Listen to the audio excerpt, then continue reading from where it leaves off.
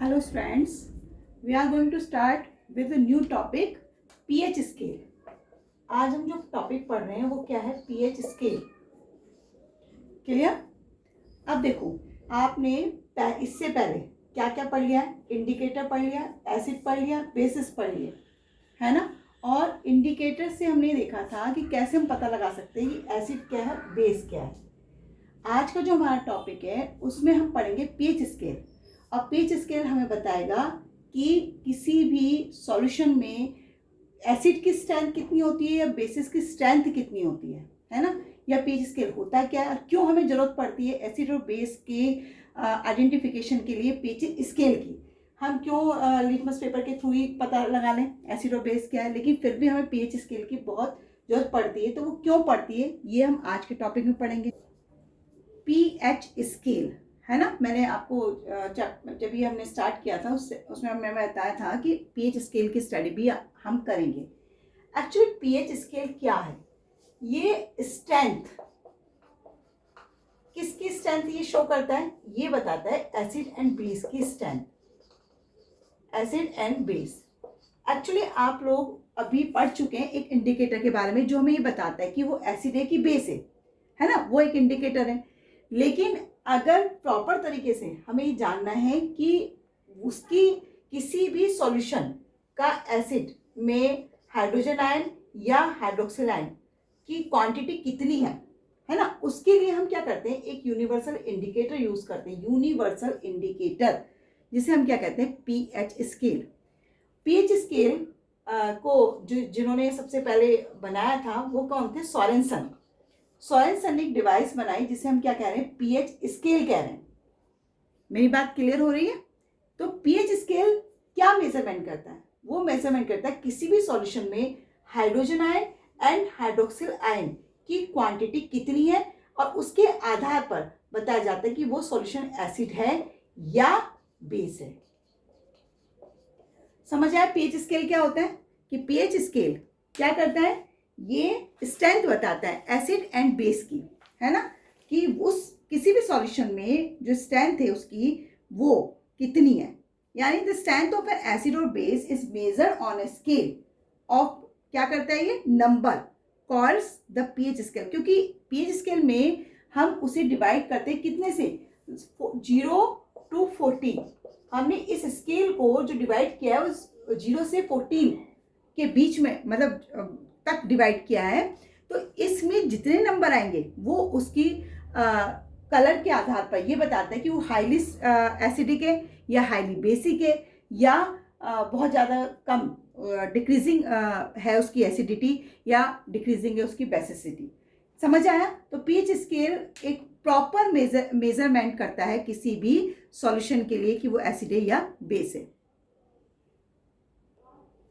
यहाँ जो pH scale में P है वो क्या स्टैंड करता है? pH स्केल में P is stand.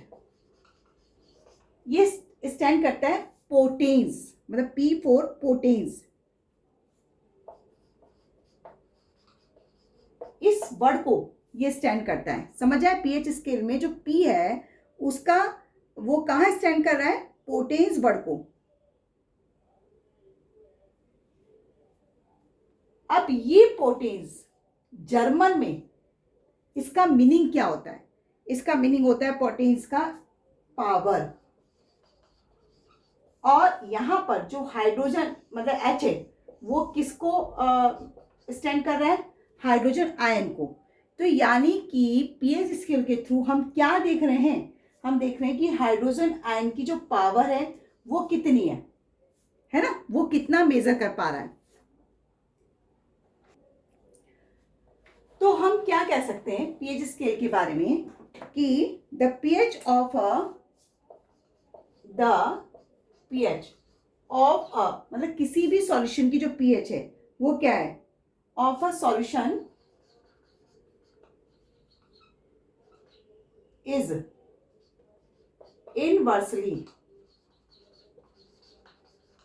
Inversely proportional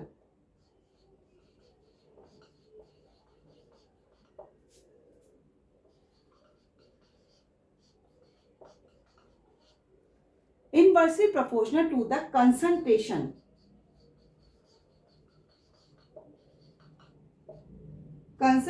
of hydrogen ion in it. Hydrogen ion in it. मेरी बात क्लियर हो गई कि पीएच क्या है? P4 मैंने बताया, पी किसको स्टैंड करता है? पोटेंस को, जिसका मीनिंग होता है स्ट्रॉन्ग। स्ट्रॉन्ग क्या? Hydrogen ion. तो यहाँ पर the pH of a solution is inversely proportional to the concentration of hydrogen ion in it. समझ आया? ये हमारी पीएच स्केल है। अब हम क्या करेंगे, पीएच स्केल को देखते हैं। इसे यूनिवर्सल इंडिकेटर क्यों कहते हैं? देखो, कॉमन इंडिकेटर आपने पढ़ा है, जैसे लिटमस पेपर है ना। लिटमस पेपर से आप ये पता लगाते हैं कि कोई सॉल्यूशन आपके पास है, अब उस सॉल्यूशन को एसिड है या बेस है, ये आपको पता चलता है एक कॉमन इंडिकेटर से। चलिए, लेकिन आप सोचो कि आपको 2 सॉल्यूशन दिए गए हैं, है ना। 2 सॉल्यूशन कौन कौन से? एक आपको दिया गया सल्फ्यूरिक एसिड और एक आपको दिया गया है विनेगर। अब आप ये जानते हैं कि दोनों क्या हैं? Both are acid. समझ आया? लेकिन आपको ये पता नहीं कि स्ट्रॉन्ग ये है कि ये है ना। और अगर ये पता भी है तो सल्फ्यूरिक एसिड कितना स्ट्रॉन्ग है ये आप नहीं जानते। तो इस चीज की प्रॉब्लम को सॉल्व करने के लिए क्या होता है? पीएच स्केल होता है। मेरी बात क्लियर हो गई कि पीएच स्केल का सबसे इंपॉर्टेंट रोल क्या होता है कि वो स्ट्रॉन्गेस्ट बताता है कि 2 एसिड्स में सबसे ज्यादा स्ट्रॉन्गेस्ट कौन है। समझ आया? और अगर एसिड और बेस भी है तो हाईली एसिडिक है कि हाईली बेसिक है, ये भी इस किससे पता चलता है? पीएच स्केल से पता चलता है। तो हम यहाँ पर यूनिवर्सल इंडिकेटर यानी पीएच स्केल की डेफिनेशन देखते हैं। यूनिवर्सल इंडिकेटर की डेफिनेशन क्या हो सकती है? यूनिवर्सल इंडिकेटर, देखिए, it is a mixture of many indicator which gives different colors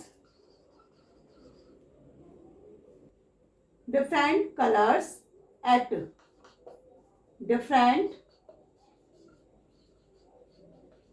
pH values of the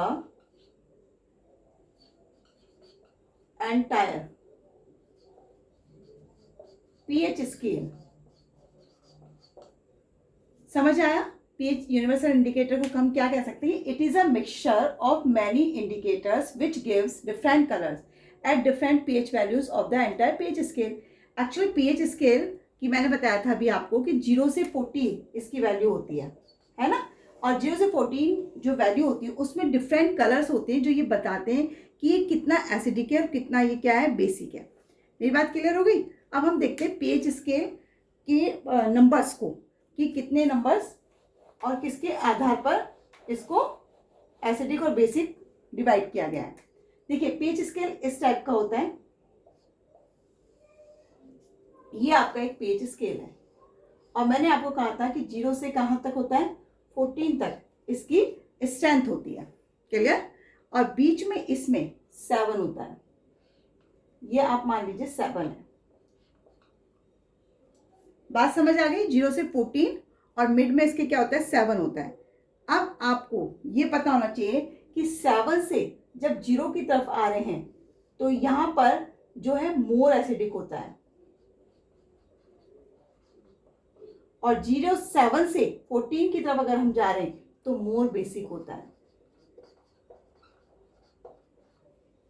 समझ आया? अब इसका मीनिंग क्या हुआ? मोर एसिडिक और मोर बेसिक का मीनिंग क्या हुआ कि जब 0 यानी यहाँ पर 1 2 3 4 5 इस तरह से होंगे, 0 से लेकर 7 तक यानी 6.9 तक, है ना। और उसके बाद जितना भी यहाँ से यहाँ तक की मात्रा होगी वो कैसा बिहेव करते हैं, एसिडिक या एसिड होते हैं, और जो 7 से 14 के बीच में होते हैं वो क्या होते हैं, बेस होते हैं। मेरी बात क्लियर? ओके। अब आपको ये भी पता होना चाहिए कि यहाँ पर एक चीज़ ध्यान रखें कि मान लीजिए 3 है तो 3.5 मान लो या कुछ भी मान लो, तो इससे जो ये होगा यहाँ से लेकर यहाँ तक की जो स्ट्रेंथ होगी वो हाईली एसिडिक होगी, यानी सबसे ज़्यादा स्ट्रॉन्ग एसिड मान लीजिए आप, स्ट्रॉन्ग एसिड होंगे। और जो यहाँ से 6.9 तक के स्टेज है वो क्या होंगे, थोड़े से वीक होंगे, वीक एसिड। समझ आ रही बात? क्या होता है एसिड और क्या होता है बेसिक। इसी तरह से अगर आप यहाँ देखें कि ये 10 और 11, ये मान लो 10 है, ये 11 है, तो इसके बीच की जो वैल्यू यहाँ से यहाँ तक की वैल्यू, देखो मैं 7 को गिन नहीं रही हूँ, 7 से आगे जा गई हूँ, तो यहाँ से ये 10 है और ये 11 है, तो यहाँ से और यहाँ तक के बीच की जो स्थिति है वो क्या होगी, वीक बेस की होगी। समझ आया? और यहाँ से और यहाँ तक की पूरी स्थिति यानी 14 तक ये क्या होंगे, स्ट्रॉन्ग बेस होंगे। मेरी बात क्लियर हो रही है? आपको समझ आ रहा है? पीएच स्केल में हम 0 से 14 तक हमने स्केल लिए हैं, यानी 1 2 3 4 5 6 7 8 9 10 11 12 13 14 तक। फिर हम ये भी देख रहे हैं कि कहाँ पर ज़्यादा स्ट्रॉन्ग होते हैं। मान लो 0 से 7 के बीच की जो वैल्यू है वो एसिडिक तो है, लेकिन ज़्यादा स्ट्रॉन्ग यहाँ पर है, ये यहाँ है। तो 0 से 3 के पहले वाली जो 3.5 तक के से पहले स्टेज जो है वो स्ट्रॉन्ग एसिड शो करते हैं, जबकि यहाँ पर 11 के बाद वाली स्थिति जो है वो क्या है, स्ट्रॉन्ग बेस को शो करती है। क्लियर? तो इसका मतलब जो इंक्रीजिंग होता है एसिडिक नेचर वो कहाँ से होता है, 7 से जब 0 की तरफ चलते हैं, यानी यहाँ से इधर की तरफ आते हैं, है ना, तो क्या होता है, इंक्रीजिंग हो जाता है। इंक्रीजिंग क्या हो जाता है, एसिडिक नेचर।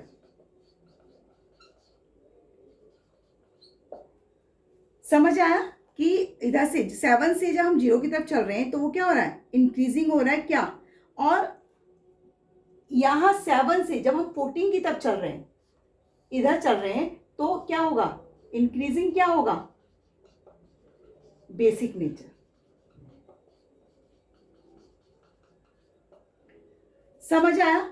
अब 7 रह रहा है, लेकिन 7 वाली जो स्टेज है वो नाइदर एसिडिक और नोर बेसिक, यानी ना तो एसिडिक होती है और ना ही बेसिक होती, तो फिर वो क्या होती है, वो होती है न्यूट्रल। यानी ये वाली जो स्थिति है, ये ध्यान रखें, 7 जो है वो आपका क्या है, न्यूट्रल। न्यूट्रल मतलब जहां पर ना एसिड ना बेस, और इसका एग्जाम्पल आपका क्या हो सकता है, वाटर। इसमें NaCl भी आता है, सोडियम क्लोराइड। समझ आया? शुगर सॉल्यूशन भी आ सकता है। तो ये क्या होते हैं, न्यूट्रल होते हैं, यानी ना एसिडिक होते हैं और ना ही बेसिक होते हैं। ये बात क्लियर हो गई? यहाँ पर मुझे बता सकते हैं कोई प्रॉब्लम, कि अगर प्रॉब्लम है तो आप कमेंट कीजिए, वहाँ से आपके डाउट्स को मैं अगले उसमें वीडियो में क्लियर कर दूंगी। क्लियर? तो यहाँ आपको पीएच स्केल मेरे ख्याल से समझ आ गया होगा क्या होता है क्या नहीं होता है ना। अब एक चीज़ मैं अगर आपसे क्वेश्चन करूं कि जब यहाँ एसिडिक नेचर इंक्रीज हो रहा है तो यहाँ पर किस आयन की कंसंट्रेशन सबसे ज़्यादा होगी, तो आपको पता होना चाहिए कि जब एसिडिक नेचर होता है तो हाइड्रोजन आयन की कंसंट्रेशन क्या होती है, इंक्रीज हो जाती है। अब हाइड्रोजन आयन की कंसंट्रेशन इंक्रीज हो रही है तो डिक्रीजिंग किसकी हो रही है, तो डिक्रीजिंग होगा OH आयन। मेरी बात क्लियर हो रही है? OH आयन यहाँ पर डिक्रीजिंग हो जाएगा, यानी हाइड्रोजन आयन क्या होता है, इंक्रीजिंग। देखो छोटी चीजें हैं, लेकिन फिर भी आपको ये क्लियर होनी चाहिए, है ना। इसी तरह से जब हम इधर मोर बेसिक की तरफ बढ़ रहे हैं, समझ रहे हो, तो बेसिक नेचर है तो इंक्रीजिंग क्या होगा, हाइड्रोक्सिल आयन। समझ आया? और डिक्रीजिंग कौन सा होगा, हाइड्रोजन आयन। अब बताइए पीएच स्केल आपको क्लियर है? ऐसा मुझे लगता है, आई होप सो, कि आप इस चीज को समझ गए होंगे प्रॉपर तरीके से कि ये चीज क्या है। मैंने आपको एक चीज और बताई थी, पीएच स्केल में क्या होता है, कलर्स भी शो होते हैं ना, कलर्स के थ्रू में एक आध आपको एक्सप्लेन कर दूं कि पीएच स्केल में कैसे कलर्स के थ्रू हम वो कर सकते हैं, पता लगा सकते हैं। देखो सबसे पहली बात तो ये कि 0 अगर किसी का पीएच स्केल आ रहा है तो यानी कि वो किसका होता है, हाइड्रोक्लोरिक एसिड। और ये हाइड्रोक्लोरिक एसिड क्या होगा, कंसंट्रेटेड। ये ध्यान रखना, क्योंकि 0 है तो हाईली एसिडिक होगा, कंसंट्रेटेड। समझ आया। इसी तरह से अगर मान लिया इसकी पीएच स्केल, हाइड्रोक्लोरिक एसिड की पीएच स्केल अगर 1 तक चली जाती है, 1 हो जाती है, तो वो क्या हो जाएगा, अब ये हाईली कंसंट्रेटेड नहीं हुआ, ये डाइल्यूट हो गया, डाइल्यूट HCl। समझ आया। तो ध्यान रखिए, इसीलिए इसको हाईली कंसंट्रेटेड, क्योंकि इसकी पीएच स्केल कितनी होती है, 0 होती है। सेम एज इट इज अगर 14 पर कोई रखा हो तो आपको ये पता होना चाहिए कि वो क्या होगा, 14 पर अगर कोई रखा हो तो 14 है, इसका मतलब वो क्या होगा, बेस होगा पहली बात तो, और बेस है तो हाईली बेसिक होगा, है ना, मतलब कंसंट्रेटेड।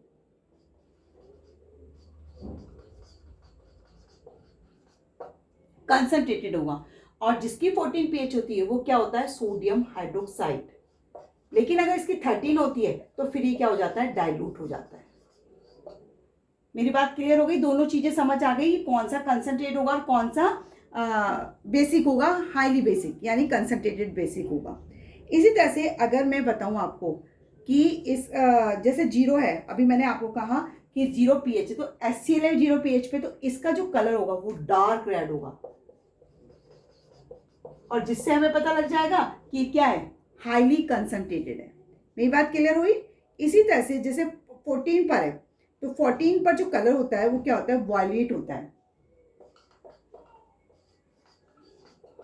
वॉयलेट कलर होता है, यानी हाईली कंसंट्रेटेड बेसिक। समझ आया। अगर मान लिया 1 पे है तो ये डार्क, 1 पे है रेड तो होगा, लेकिन डार्क रेड नहीं होगा, सिर्फ ओनली रेड होगा। समझ आ रहा है, कलर के थ्रू हम कैसे इसको एक्सप्लेन कर सकते हैं। और 13 है तो 13 पर भी वॉयलेट ही होगा, लेकिन कैसा होगा, थोड़ा सा इससे लाइट होगा। समझ आया। इस तरह से हम डिफरेंट कलर्स को भी इसमें क्या कर सकते हैं, देखते हैं। क्लियर। अच्छा, इसको हमें ना कैसे मतलब एग्जाम्पल के थ्रू एक्सप्लेन कर सकते हैं कि मान लिया आपने कोई वो लिया, एक यूनिवर्सल इंडिकेटर पेपर लिया, यानी कि आपका जो पीएच स्केल है उसके थ्रू हम ये देखेंगे कैसे कोई सॉल्यूशन है ना, स्ट्रॉन्ग एसिड है स्ट्रॉन्ग बेस है। तो हमने क्या करा, एक यूनिवर्सल इंडिकेटर पेपर लिया, इस पेपर पर हमने क्या करा, एक ड्रॉप किसी भी सॉल्यूशन की डाली। ये ड्रॉप है जो आपने किसी भी सॉल्यूशन की इस पर डाली है। अगर इस इंडिकेटर पेपर का जो कलर है वो क्या आता है, डार्क रेड आ जाता है। मान लीजिए ये डार्क रेड हो गया है, तो क्या होगा, अगर डार्क रेड हुआ है तो मैंने आपको बताया था कि डार्क रेड की जो पीएच वैल्यू होती है वो कितनी होती है, 0 होती है। अगर ये 0 है, डार्क रेड कलर है, तो पीएच वैल्यू कितनी होगी, 0। और 0 है, इसका मतलब ये क्या होगा, स्ट्रॉन्ग एसिड। क्लियर, बात समझ आइए। और अगर आपने इसी तरह से अगर यूनिवर्सल इंडिकेटर पेपर लिया, उस पर एक ड्रॉप डाली, लेकिन अब उसका कलर डार्क रेड नहीं आ रहा है, अब उसका कलर क्या आता है, मान लिया कोई भी ऑरेंज कलर आ रहा है, मान लो यहाँ पर आप ऑरेंज कलर लिख लीजिए।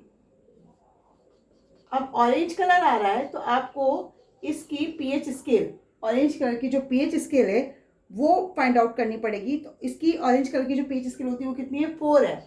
अब 4 पर मैंने आपको बताया था कहाँ स्ट्रॉन्ग एसिड होते हैं, कहाँ वीक एसिड होते हैं। अगर ऑरेंज कलर आ रहा है तो इसका मतलब ये स्ट्रॉन्ग नहीं है, ये क्या है, वीक एसिड है। दोनों बातें क्लियर हो गई होंगी कि किस तरह से हम यूनिवर्सल इंडिकेटर से किसी भी एसिड या बेस की स्ट्रॉन्गेस्ट और वीकेस्ट का पता लगा सकते हैं।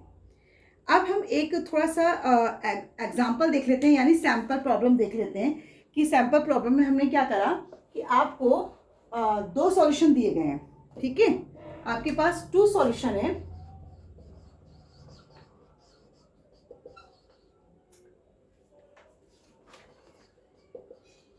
आपके पास 2 सॉल्यूशन है, A and B.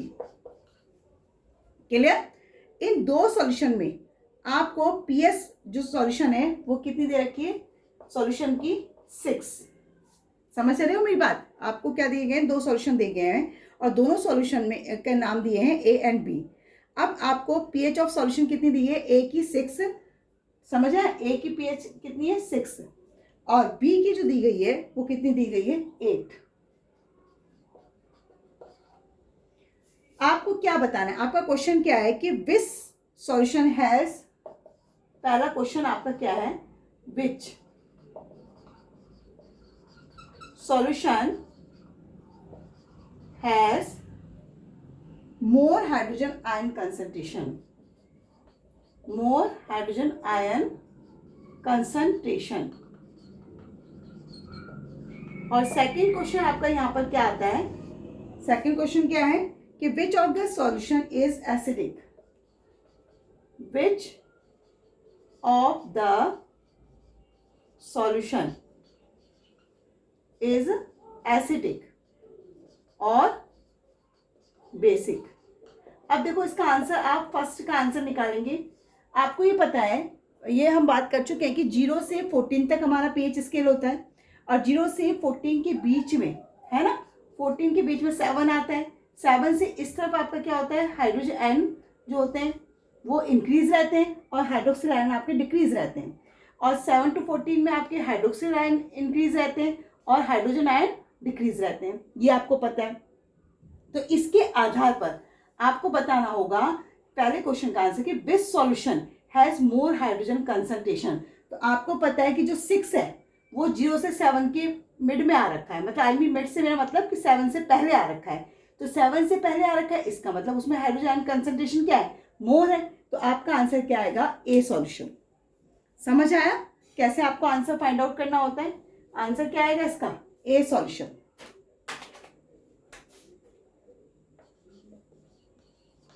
A solution है ना, इसमें क्या होगा, इसमें मोर कंसंट्रेशन होगी हाइड्रोजन आयन की।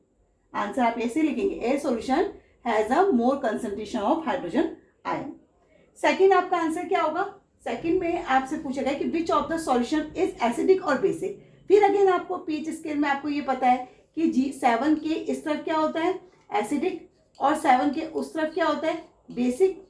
तो आपसे पूछा, जब पीएच 6 है तो नेचुरल को क्या होगा एसिडिक, है ना, और 8 पीएच है तो वो क्या होगा बेसिक। तो आपका आंसर क्या होगा कि आपका ए सॉल्यूशन इज एसिडिक और B solution is a basic. समझ आया, A solution is acidic and B solution is basic.